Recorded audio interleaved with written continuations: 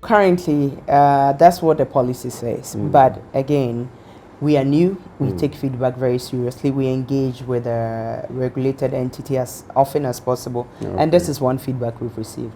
So that's something that we're going to work on. I'm sure within, maybe before the year end, we may have changed our process of that fee so that it's fair. And if you are small, you don't have to pay same as a big school. So we are looking into it. I'm sure I'm taking you back. I'm sure you spoke of your mandate, which I know when you were NIB, you had a mandate. Is there anything new, different from the previous mandate?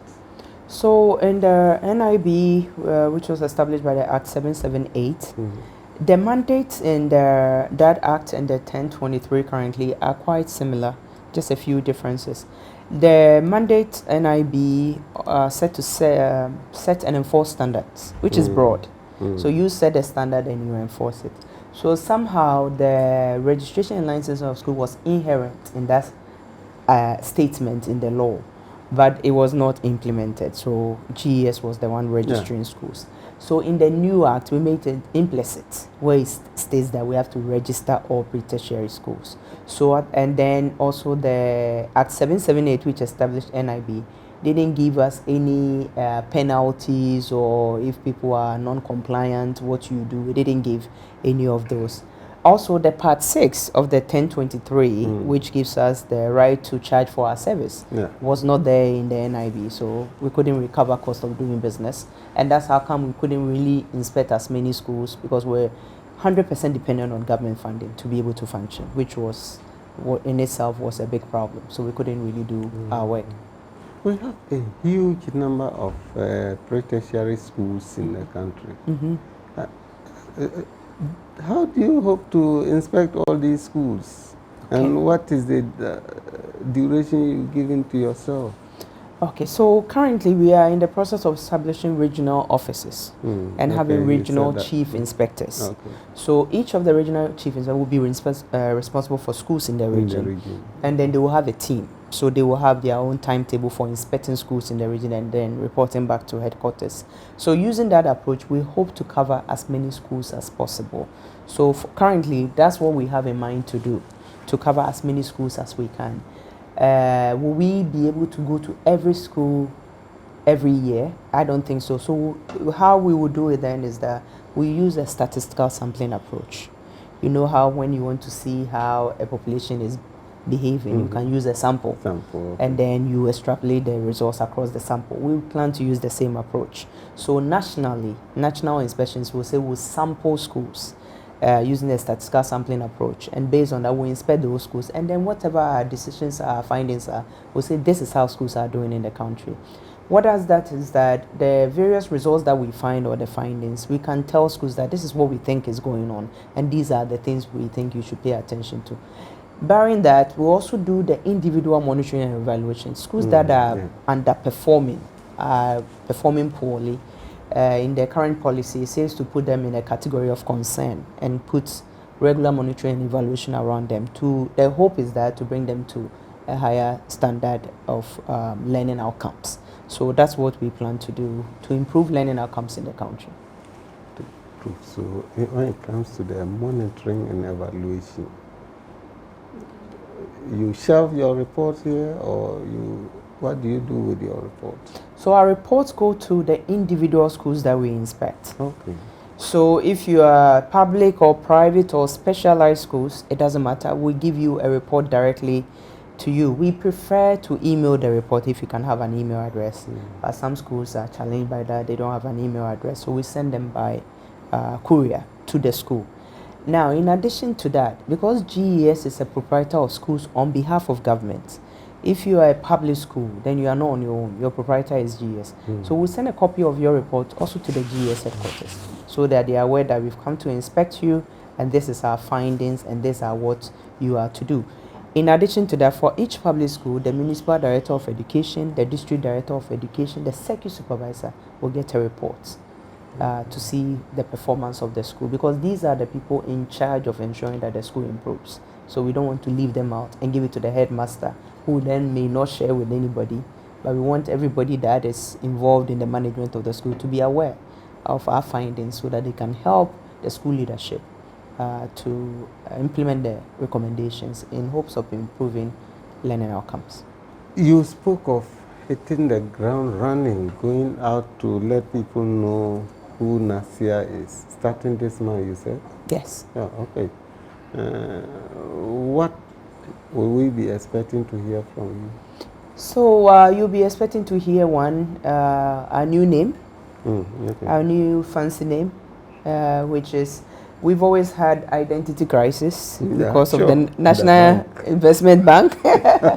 So, and now to compound that, the BNI is called NIB. NIB, yeah, it's true. So we were happy to have had a law that had changed our name just in time before the BNI became NIB, because then we'll have two big NIBs to contend with. Sure. So to explain that, now we are now NaSIA, the National Schools Inspectorate Authority, and to familiarize the name with the school owners and the proprietors and the stakeholders that we intend to meet, and also explain our mandate.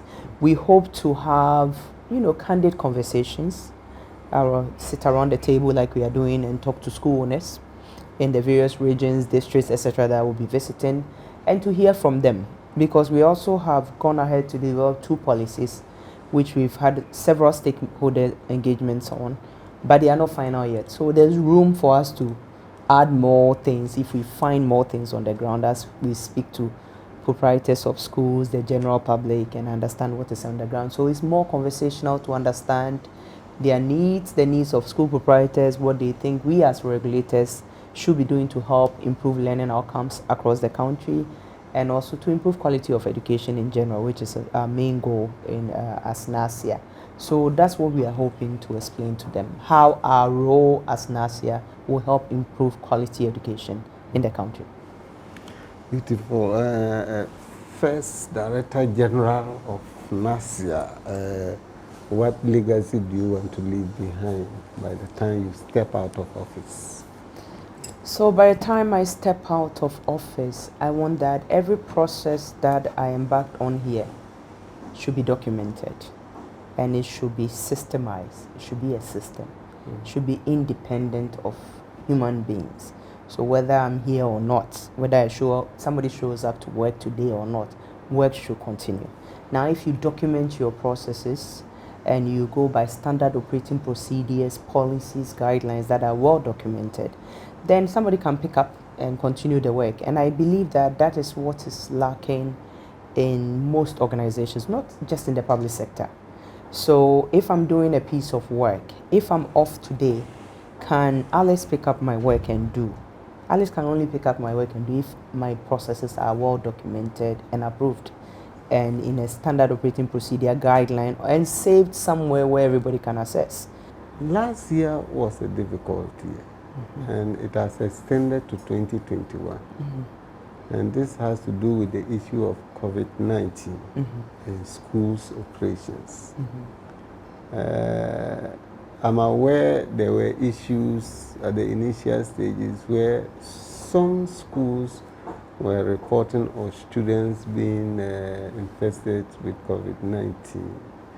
And one of the major issues with schools have to do with the numbers of children in a classroom vis-a-vis the social distances protocols as far as COVID-19 is concerned. How are you bringing your inspection and regulations to bear on schools with huge numbers of students? So for those looking to establish a school, the law says that to operate a school without a license in itself is a criminal offense. So you need to apply for authorization to establish the school. If you go to our website, there are instructions on there, very clear instructions on how you can do this. You first complete the expression of interest form. It comes to us, you submit it, you send it to us, and then we'll process it. We'll come to your site together with the municipal assembly to come and inspect the site, ensure it's fit for purpose, give you authorization to build, and then when you are done, we'll give you authorization to operate as well. The authorization will then give you a provisional license to operate your school. And then beyond that, you renew yearly. You do 3 months to the expiration, you renew it. So I will encourage anybody who is wanting to establish a business as a school to ensure that they do the right thing by contacting NaSIA to go through the establishment processes that we've set out on our website. Beyond that, for schools that are already in existence, which is in the majority, the law came into being on August 26, 2020, and in the law it says that it gives schools that are existing 6 months from August 26, 2020 to establish or to register with NaSIA.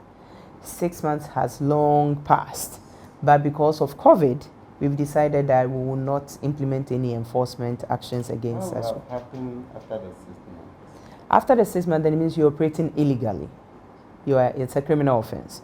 So then if you take that, then 80% of our schools are operating illegally. So we decided that because of COVID. So you've given an extension? I've given an extension. Up to what time? Up to end of this year. Wow. Yes, up to end of this year. If schools have challenges paying the registration fee, they should let us know. We give them time to find the registration fees.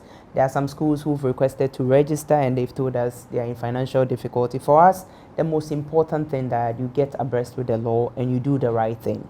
The money part we can always negotiate. So schools that are already in existence, the law says that in coming into being of the law from August 26, 2020, you should you have 6 months, which the deadline was February 2021, to have registered with NaSIA. So if you haven't registered, then you're already in violation. So we are urging such schools to request registration online. We've made the process very easy.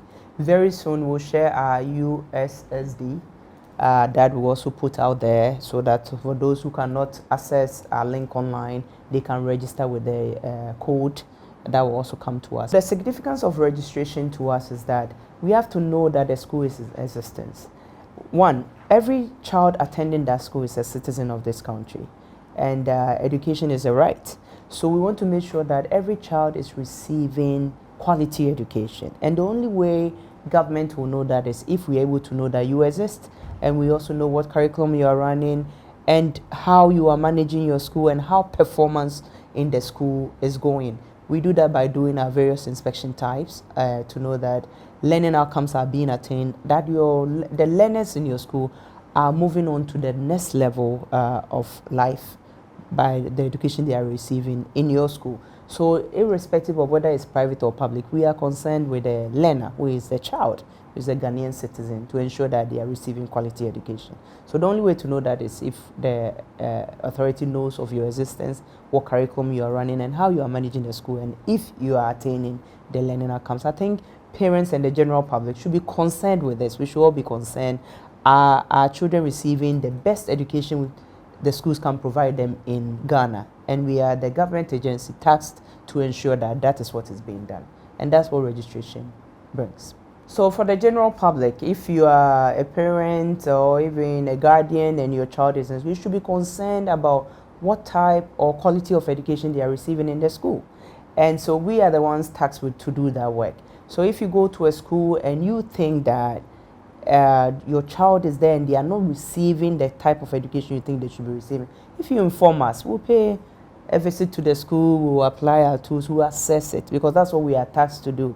If there are safety concerns, we've heard of abuse in school, sexual abuse, etc., we are the government agency you have to report to for us to go to the school and assess what is going on and get the right authorities involved to ensure that children are learning in a safe environment, which is also part of our mandate, that the learners are in a safe environment where they feel safe and secured and happy to go to learn. In your neighborhood, there's a school you think the children are not learning in a safe environment or it's not fit for purpose and you want to tell us about it. So these are the numbers you can reach NaSIA on: 0302-907-589, 054-732-688, 0302-782-318. Our website is www.nasia.gov.gh. Our social media handles are NaSIA.gh, and short code is *447*231#. And also our email address is info@nasia.gov.gh. We are very proactive and we respond to all inquiries. So we urge the general public to interact with us when they need to.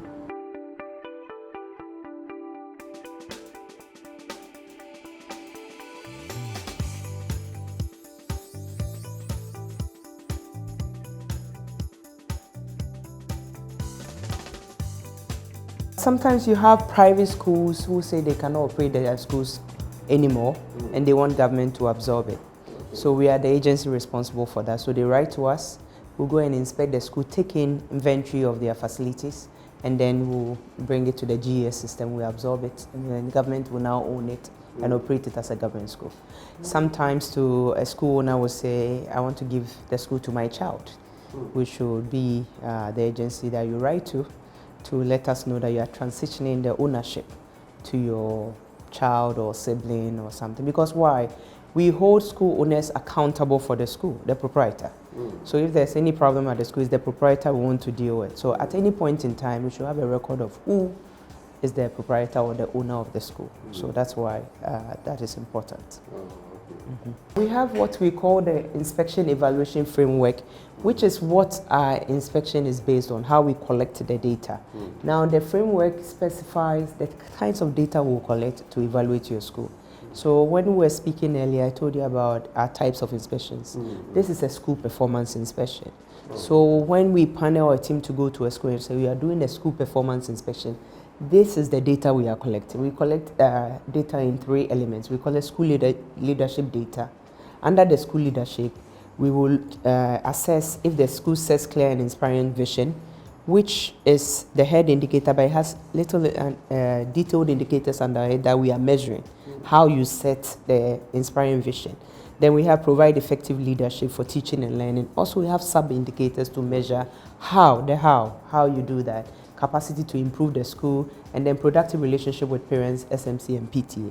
These are all things we collect, and then depending on how you fare, we score you on our 4-point scale.